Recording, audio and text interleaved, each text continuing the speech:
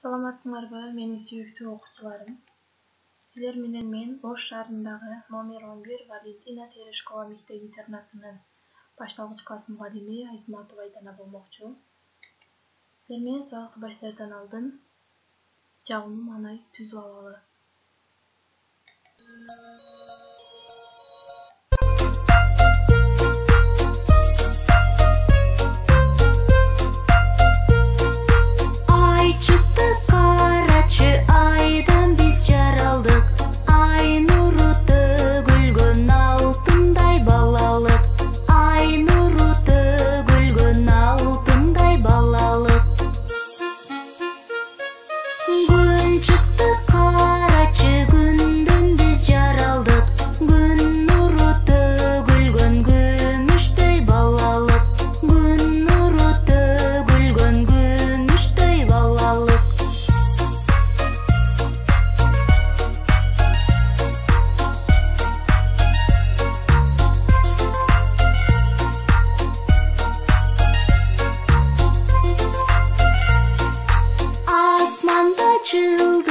Жылмайып карашат, анткени аларда тынчтыкты самашат, анткени аларда тынчтыкты самашат.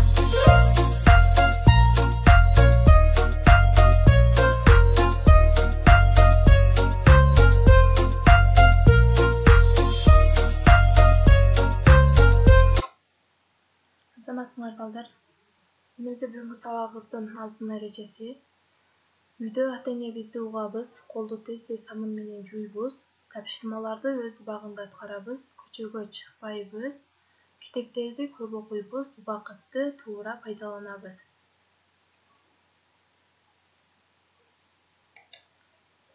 Бүгүнкү биздин сабагыбыздын өтө турган сабагыбыздын темасы китеп биздин досубуз. Сабактын максаты окуучуларды китеп менен дос болууга, китеп окууга көнүктүрүү, сүйлөө кебинин бай болушуна, каармандардын образдары аркылуу өзүн өзү тарбиялоого, эркин баарлашууга тарбиялоо.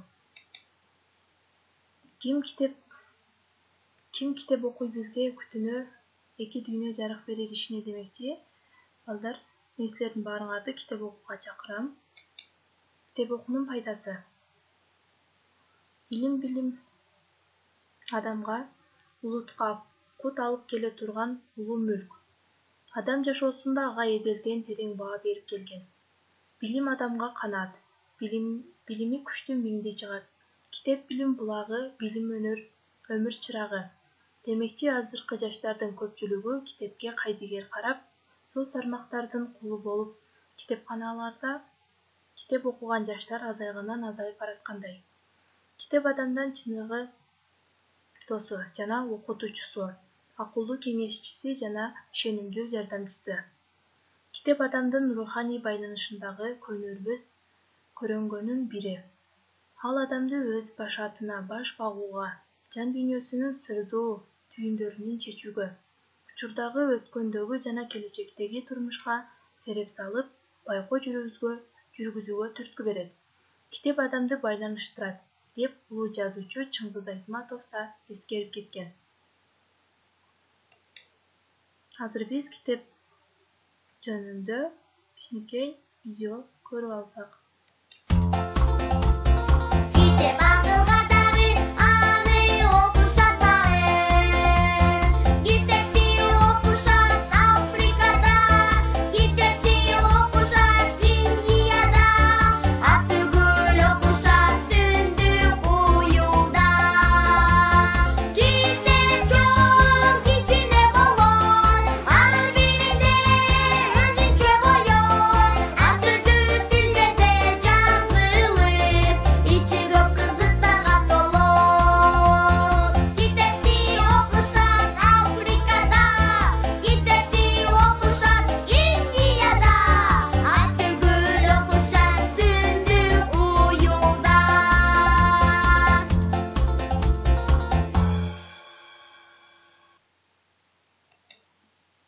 Азаматсыңар балдар.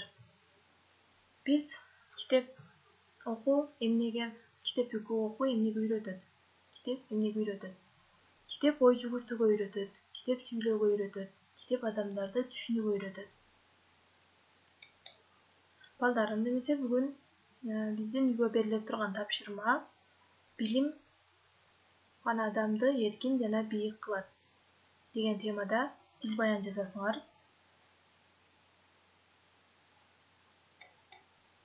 Көңүл бурганыңыздарга чоң рахмат.